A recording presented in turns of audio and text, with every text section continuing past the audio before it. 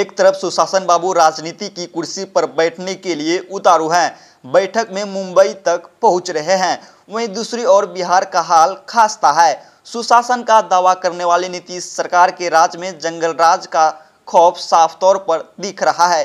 किसी भी गांव में मुखिया की ऐसी दबंगई आपने आज तक कभी नहीं देखी होगी। गांव तो छोड़िए, साहब लोकपाल के कार्यालय में आकर खुलेआम लोकपाल व दर्जनों जेई के सामने शिकायतकर्ता बाप बेटे को जमकर दबंग मुखिया ने पीट दिया। इतना ही नहीं, दोनों बाप बेटे को चाकू से वार कर लहूलुहान कर दिया। मामला भागलपुर समाहरणालय स्थित लोकपाल कार्यालय का है, जहां मनरेगा में करीब 63 लाख का घोटाला का मामला था, जो मुखिया के ऊपर चल रहा था। मदरौनी पंचायत के मुखिया अजीत कुमार सिंह उर्फ मुन्ना के खिलाफ इस गांव के ही एक परिवार के बाप बेटे ने शिकायत दर्ज की थी, जिसकी आज सुनवाई थी। इस दौरान मुखिया और शिकायतकर्ता में बहस शुरू हुई और लोकपाल के सामने दबंग मुखिया ने बाप बेटे को बुरी तरह मारकर घायल कर दिया। दोनों बाप बेटे लहूलुहान हो गए। इसको लेकर लोकपाल कार्यालय से पुलिस को सूचित किया गया और दोनों बाप बेटे और विपक्षी पार्टी मुखिया को पुलिस थाने ले गई। मामले को लेकर लोकपाल आलोक मिश्रा का कहना है कि मदरौनी पंचायत के मुखिया अजीत कुमार सिंह उर्फ मुन्ना पर अमरेंद्र कुमार और उसके बेटे ब्रजेश कुमार ने शिकायत की थी, जिसको लेकर आज सुनवाई थी। मैं बुक देख रहा था, तभी दोनों में झड़प हो गई और मुखिया ने जमकर दोनों बाप बेटे को घायल कर दिया। हम लोग काफी डरे सहमे हैं, हम लोग बिल्कुल असुरक्षित हैं। मैंने इससे पहले जिलाधिकारी एवं अन्य पदाधिकारी को सुरक्षा को लेकर आवेदन भी दिया है, लेकिन अभी तक कोई कार्रवाई नहीं हुई है। अगर यहाँ सुरक्षा का कोई इंतजाम नहीं किया गया तो कभी भी यहाँ बड़ी घटना घट सकती है। आए थे लोकपाल साहब के पास जी, हम अपने हाँ सामने में हुई है और पदाधिकारी लोग थे। किसने मारा? मुखिया मारा है। क्या नाम है? अजीत कुमार मुन्ना और कहाँ का है? मदरौनी पंचायत का। आप क्या है? हम तो पापा के साथ में आए थे। हम लोकपाल विधेयक को नोटिस शिकायत किए थे। 5-7 दाव इन्होंने हमको जवाब दिया कि सभी पार्टी आएगा तब आपका स्थल जांच करेंगे। वही स्थल जांच के लिए आज सब आया था। ये भाई जबरन बात होते होते लुच्चा लफंगर चपरासी रिटायर किया है, 4 गेहूँ खाता है। समुच्चा पंचायत का 61,58,700 सुनिश्चित का खा गया है, जिसका नोटिस पंचायती राज पदाधिकारी ब्लॉक में दिए हैं। उसके बाद मनरेगा का 59 लाख कुछ रुपया 17 से 22 तक का गमन है। मैंने जिला पदाधिकारी महोदय को और अपने उप विकास आयुक्त महोदय को, जो नियम के तहत है, विभाग ने भी पटना से कई बार लिखा कि लोकपाल को सुरक्षा मुहैया कराई जाए। ये 4 महीना 5 महीना पहले मैंने पत्र भी दिया सुरक्षा के लिए। हमको खुद सुरक्षा नहीं दिया गया, लेकिन फिर भी हम अपना काम कर रहे हैं। डीए परिसर में इस तरह घटना क्या समझते हैं कि आज मारपीट हुई, कल गोली भी चला सकता है कोई आके? डर लग रहा है सर? डर तो जरूर लग रहा है, डर।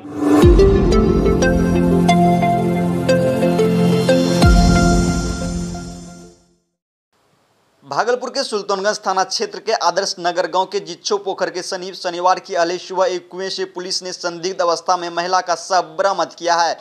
जानकारी के मुताबिक स्थानीय पुलिस को गांव के ही लोगों द्वारा घटना की जानकारी दी गई कि कुएं में एक अज्ञात महिला का डेड बॉडी पड़ा हुआ है, जिसकी जानकारी पर पहुंची पुलिस ने महिला की संदिग्ध परिस्थिति में शव को बरामद किया है। हालांकि मृतक महिला की पहचान अब तक नहीं हो पाई है। पुलिस सूत्रों के माने तो महिला की कहीं और हत्या कर शव को कुएं में लाकर फेंक दिया गया है। इधर घटना की जानकारी मिलने के बाद सुल्तानगंज थाना प्रभारी प्रियरंजन कुमार और महिला थानाध्यक्ष किरण सोनी पहुंचकर मामले की जांच कर रही है। स्थानीय सूत्रों के मुताबिक गला दबाकर हत्या करने की आशंका जताई जा रही है। महिला थानाध्यक्ष किरण सोनी ने बताया कि ग्रामीणों के द्वारा सूचना प्राप्त हुई थी कि एक अज्ञात महिला का डेड बॉडी कुएं में पड़ा हुआ है। जानकारी मिलने पर हम लोग पहुंचे हैं। मृतक महिला की पहचान नहीं हो पाई है। फिलहाल हम लोग आवश्यक कानूनी कार्यवाही में जुटे हुए हैं। इधर घटना के बाद पहुंचे पुलिस ने सबको कब्जे में लेकर पोस्टमार्टम के लिए JLNMCH अस्पताल भेज दिया है। सुबह में वार्ड नंबर 20 आदर्श नगर से सूचना मिली कि एक किशोरी मोदी का खेत है, जिसमें एक कुआं है, उसमें एक महिला का डेड बॉडी पड़ा हुआ है। हम लोग आए और बॉडी नहीं, महिला की पहचान नहीं है। कितना उम्र लगा होता होगा इसका? उम्र तो हमको लग रहा है 30-35 साल, 35 साल के करीब में लग रहा है। और आगे की कार्रवाई हम लोग कर रहे हैं।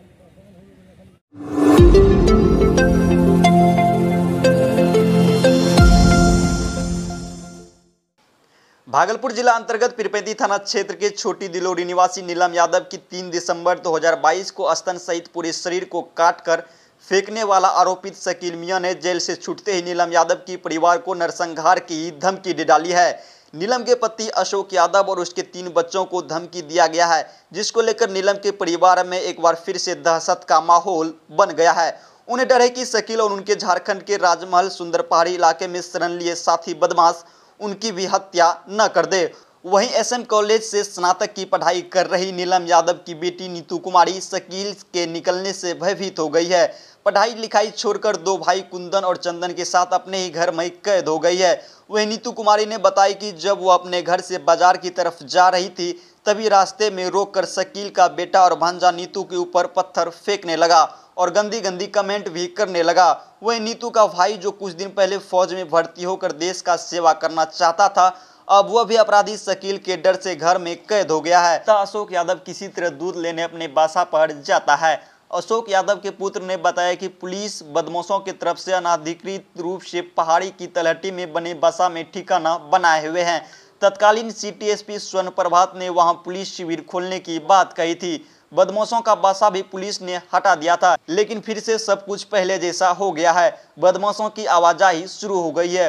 पुलिस को धमकी दिए जाने की जानकारी दिए जाने के बाद अब तक कोई कार्रवाई नहीं हुई है। हालांकि पीरपैंती अंचल इंस्पेक्टर लाल बहादुर ने मामले की जानकारी पर त्वरित कार्रवाई की बात कही है। छोटी दिलोरी और पहाड़ की तलहटी जाकर वह खुद हालात का जायजा लेंगे। अंचल इंस्पेक्टर ने पीड़ित परिवार को सुरक्षा देने की भी बात कही है। मैं तो सबसे पहले जितने भी नेता आए थे, मैं तो उसके बारे में कुछ बोल नहीं सकती हूँ, लेकिन अभी जिस परिस्थिति में हम हैं, पढ़ाई छोड़ दी है, मेरा भाई पढ़ाई छोड़ दिया, घर में बैठे हैं सब लोग। सिर्फ हम चाहते हैं कि वो लोग ध्यान दें हम लोग पे, ताकि वो फिर से अंदर चले जाए। अच्छा, सुरक्षा की मांग करते हैं आप लोग? अभी आपको लगता है कि आपके साथ कुछ अनहोनी हो सकती है, तो सुरक्षा की मांग चाहते हैं? हाँ सर। तो और बताइए, जब शकील मियां जेल से बाहर आया तो उसके बाद आपको क्या क्या तकलीफें झेलनी पड़ी? तकलीफें झेलनी पड़ी, नहीं तो पापा खेत जा पाते हैं, नहीं हम लोग पढ़ पाते हैं, नहीं मार्केट जा पाते, यहाँ तक कि हम जब शाम होता है एक बासा है वहाँ तक जाने का मन नहीं करता है। अच्छा, शकील मियां की तरफ से आपको धमकियां मिलती हैं? बहुत सारी धमकियां मिलती हैं। अच्छा, जैसे अभी आप बता रहे थे कि कभी हम बाजार से आते तो उसमें अभद्र कमेंट किया जाता है, साथ ही आपने बताया कि उसमें पत्थर चलाया जाता है, हमारे भाई को मारने के लिए दौड़ाया जाता है, ये सब क्या मामला है? देखिए सर, हम जब मार्केट से आते हैं ना तो किसी टाइम शाम हो जाता है, किसी दिन नहीं भी होता है। जब शाम हल्का शाम हो जाता है तो वो सब शकील मियां हुआ, उसका भांजा एक रहता है वकील नाम का, वो और उसका बेटा, गंदा सब आपको बता नहीं सकते हैं सर, इतना गंदा सब कमेंट करता है और अकेले देखता है, पत्थर फेंकता है, कुछ से कुछ बोलता है।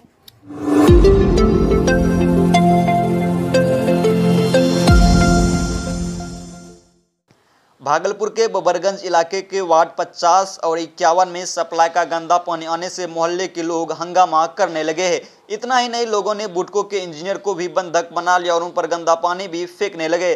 दरअसल बताया जा रहा है कि यहां सड़क निर्माण कार्य किया जा रहा है, जिसमें नया पाइपलाइन बिछाया जा रहा है। इससे पहले पुराने पाइपलाइन से गंदा पानी आता था।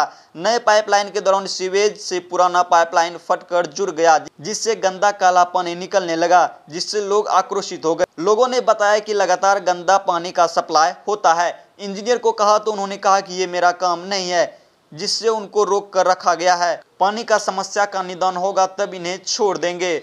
वहीं इंजीनियर सत्य प्रकाश ने बताया कि नया पाइपलाइन बिछाने का काम हमने पूरा कर दिया था। यहाँ पुराने पाइपलाइन से पानी आता है जो गंदा है, या मेरी वजह से नहीं है। बुडको के ये लोग बोलेंगे, समस्या का निदान कराया जाएगा।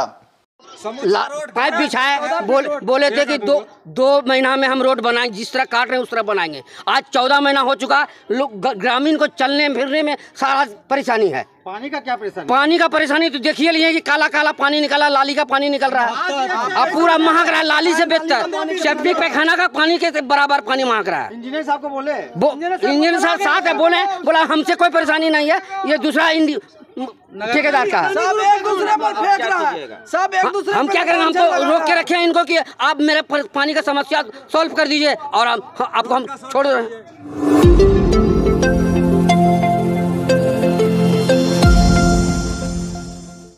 बिहार बिहार शिक्षा विभाग के नए अपर सचिव के पाठक द्वारा जारी नए फरमान के विरोध में आज भारतीय जनता पार्टी भागलपुर द्वारा बिहार के मुख्यमंत्री नीतीश कुमार का पुतला जलाकर विरोध प्रदर्शन किया गया। भारतीय जनता पार्टी की जिलाध्यक्ष संतोष शाह ने कहा कि जिस प्रकार से हिंदू के आस्था से सनातनी के आस्था से खिलवाड़ किया गया है, बिहार में कृष्ण जन्माष्टमी, रक्षाबंधन, तीज समेत कई अन्य त्योहारों में छुट्टी रद्द कर दी गई है। ये एक तरफा निर्णय है। किसी एक धर्म के साथ तुष्टीकरण की राजनीति कर रहे हैं तो बिहार की जनता सब कुछ देख रही है। आस्था पर ठोस है। त्योहार में लोग घरों में छुट्टियां मनाते हैं। वहीं भाई बहन का पर्व रक्षाबंधन में कई ऐसी शिक्षक बने अपने भाई के हाथों पर राखी नहीं बांध पाए। शिक्षक विद्यालय में इंतजार करते रह गए, बच्चे विद्यालय नहीं पहुंचे। बिहार में शिक्षा के नाम पर तुष्टीकरण का राजनीति की जा रही है। उन्होंने कहा कि बीते शुक्रवार को जिला शिक्षा पदाधिकारी से मुलाकात कर ज्ञापन सौंपा गया था और आज नीतीश कुमार का पुतला दहन कर नए आदेश का विरोध किया गया है। ये तुष्टीकरण की राजनीति पर 2024 में जनता जवाब देगी। वहीं भारतीय जनता पार्टी के नेता बंटी यादव ने कहा कि हिंदू धर्म की जितनी भी छुट्टियां हैं उसको रद्द किया जा रहा है। इस तुष्टीकरण राजनीति का जनता उन्हें जवाब देगी। उन्होंने उप मुख्यमंत्री तेजस्वी यादव पर तंज कसते हुए कहा कि वह जिस कुल और वंशज से आते हैं उनकी पूजा है, उस पर भी छुट्टी कैंसिल हो रही है। आखिरकार वो नीतीश कुमार की गोद में बैठकर क्या कर रहे हैं? उनको अपने वंश की चिंता करनी चाहिए। नीतीश कुमार जी का यह पुतला दहन हुआ है। जिस प्रकार उन्होंने हिंदू के आस्थाओं से, सनातनियों के आस्थाओं से खिलवाड़ किया है। बिहार के अंदर कृष्णा जन्माष्टमी हो, रक्षाबंधन का पर्व, तीज का पर्व, हरित तलयाजी का पर्व, विश्वकर्मा पूजा, इस सभी ऐसे गुरु नानक जयंती की छुट्टियों को विद्यालय से समाप्त करके और एक तरफा किया है। और आपको करना ही था सभी धर्मों के साथ, अगर छुट्टी समाप्त करनी है तो किसी एक विशेष धर्म के साथ। इस प्रकार का जो तुष्टीकरण की राजनीति नीतीश जी कर रहे हैं तो बिहार की जनता सब कुछ देख रही है। और हमारी आस्था पर भी यह ठेस है कि पर्व त्योहारों में जब लोग छुट्टियां मनाते हैं, घरों में रहते हैं, रक्षाबंधन भाई बहन का पवित्र पर्व, कई ऐसे शिक्षक जो अपने भाई को हाथों में राखी नहीं बांध पाए, ऐसी बहनें इंतजार करती रह गई, विद्यालय में बच्चे नहीं पहुंचे। तो बिहार में शिक्षा के नाम पर जिस प्रकार से तुष्टीकरण का काम नीतीश जी कर रहे हैं, और कल भी हम लोग जिला शिक्षा पदाधिकारी से मिलकर ज्ञापन को सौंपे थे और आज पुतला दहन कर उनके इन नीतियों का विरोध और प्रतिकार कर रहे हैं। और यह जनता जवाब देने के लिए तैयार है बिहार में कि आने वाले समय में जिस प्रकार आपने तुष्टीकरण की राजनीति की है, वो तुष्टीकरण का जवाब 2024 में जनता वोट से देगी और 25 में आपको घर भेजने का काम करेगी। नीतीश कुमार जी जिस तरह धर्म को बांटकर और धर्म के नाम पर हिंदू धर्म के जितने भी पर्व त्यौहार हैं उसकी छुट्टियों को रद्द कर रहे हैं, इस तरह की जो पुष्टिकरण वो कर रहे हैं, तुष्टीकरण का उनका जनता उनको जवाब देगी। उन्हीं का पुतला दहन इस विषय पे था। रक्षाबंधन जैसे पावन पर्व का जो बहनें इंतज़ार करती रह गई अपने भाइयों का राखी बांधने के लिए, उसका छुट्टी उन्होंने शिक्षकों का कैंसिल कर दिया के पाठक जी के द्वारा। उसके बाद आप देखेंगे कि अभी जन्माष्टमी है, जन्माष्टमी का पर्व उन्होंने छुट्टी कैंसिल कर दिया। तो जिस तेजस्वी यादव जी जिस कुल और वंशज के हैं, उनका जो पूजा है उसका भी वो छुट्टी कैंसिल हो रहा है। तो क्या कर रहे हैं वो नीतीश कुमार जी के गोदी में बैठकर? उनको अपने कम से कम वंश की तो चिंता करनी चाहिए। उनके वंश जो कृष्ण जी हैं उनका भी उन्होंने ये कर दिया, छुट्टी के जन्माष्टमी का ख़त्म कर दिया। इस पर भी तो उनको कम से कम अपनी बातों को रखनी चाहिए। इसके लिए हम लोग यहाँ पे पूरे भाजपा के जिलाध्यक्ष और सब कार्यकर्ता उनका पुतला दहन नीतीश कुमार जी का यहाँ कर रहे हैं।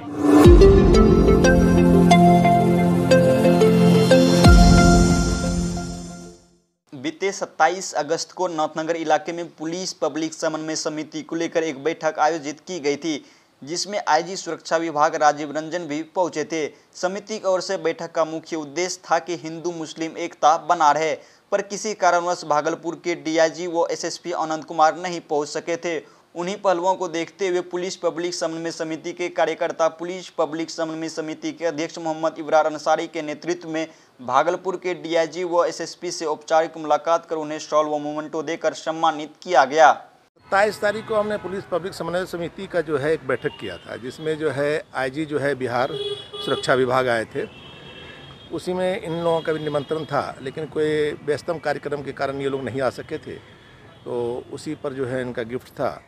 असल इस पुलिस पब्लिक समन्वय समिति का जो गठन करने का जो उद्देश्य है, ये पहले से गठित था 2001 से ही, इसको पुनर्गठित किया गया है। इसका उद्देश्य ये है कि इधर जो कुछ दिनों से देखा जा रहा है कि छोटी छोटी बात में हम हिंदू मुस्लिम भाइयों में जो है एक तनाव की स्थिति पैदा हो रही है, पुलिस प्लस पब्लिक के बीच एक तनाव की स्थिति पैदा हो रही है।